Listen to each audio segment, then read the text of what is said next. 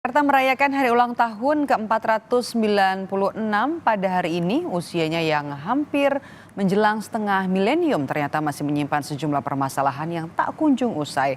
Akankah setelah Pilkada 2024 mendatang ia mampu berbenah diri? Berikut liputan selengkapnya untuk Anda. Daerah khusus ibu kota Jakarta menduduki peringkat ke-28 kota terpadat di dunia dengan jumlah populasi kurang lebih 11 juta jiwa di atas luas wilayah sekitar 664,01 km persegi menurut data World Population Review pada 2023. Hal ini disebabkan oleh ledakan penduduk yang mengakibatkan meningkatnya mobilitas penduduk Jakarta. Mayoritas warga Jakarta menggunakan kendaraan pribadi yang berujung pada kemacetan. Berdasarkan data Dinas Perhubungan DKI Jakarta, indeks kemacetan di ibu kota merangkak naik dari 34% menjadi 53% pada April 2023 dan menempatkan Jakarta di peringkat ke-29 dari 389 kota termacet di dunia.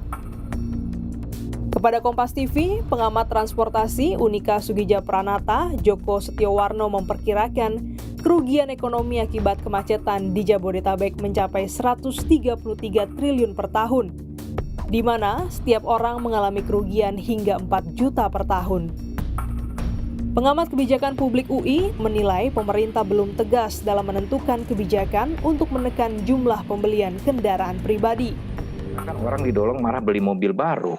Dengan pengurangan PPNBM itu kan nggak konsisten juga gitu ya, seperti itu ya. Ya seperti itu. Jadi ini yang menurut saya dalam banyak kasus ketika kita bicara kebijakan Indonesia itu kan bicara implementasinya juga gitu. Selain kemudian tadi bicara ada hubungan antar instansi pemerintahan lain gitu yang terkait, dan sering terlihat bahwa akhirnya kebijakannya tidak konsisten dan tidak saling mendukung gitu, seperti itu.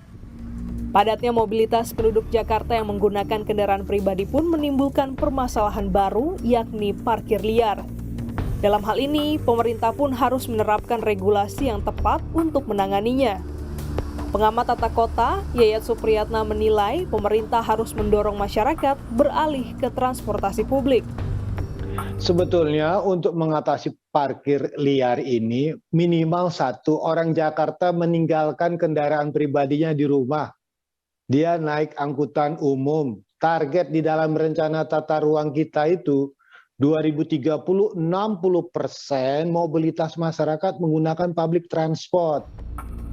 Berdasarkan data BPS, jumlah kendaraan bermotor menurut jenis kendaraan di Jakarta terus mengalami peningkatan sejak 2020 hingga 2022. Mobil penumpang, bus, truk jumlahnya terus bertambah. Total kendaraan bermotor di Jakarta pada 2022 sebanyak 26 juta lebih kendaraan. Pemerintah melalui Kementerian Koordinator Bidang Perekonomian Republik Indonesia menyatakan wilayah metropolitan Jabodetabek saat ini menghadapi isu yang cukup serius terutama dalam sektor transportasi. Dan salah satu upaya untuk mengatasi hal tersebut perlu dikembangkan berbagai kebijakan untuk mendorong minat masyarakat dalam menggunakan moda transportasi umum.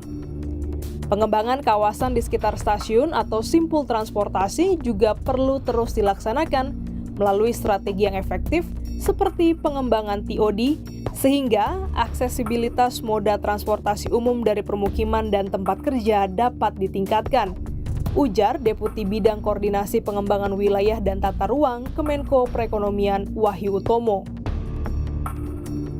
Sejumlah tantangan akan dihadapi dalam penerapan Sistem Transit Oriented Development atau TOD, antara lain status tanah, kesiapan hunian sarana transportasi, pengelolaan dan pemeliharaan hunian, pembangunan, dan penyertifikatan.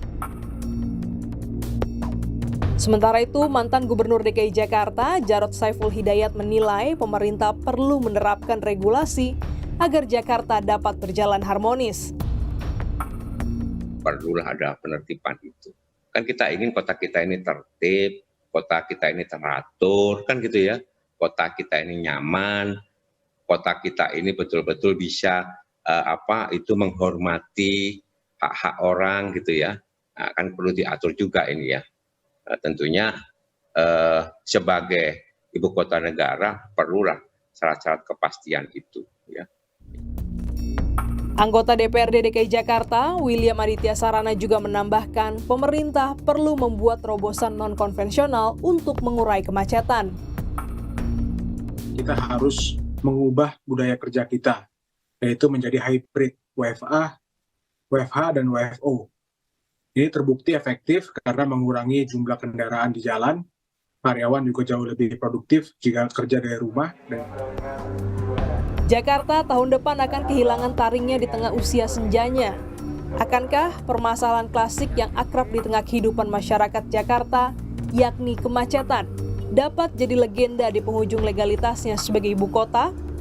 Kita menanti dan pemerintah pula yang akan beraksi. Glenis Oktania, Kompas TV, Jakarta.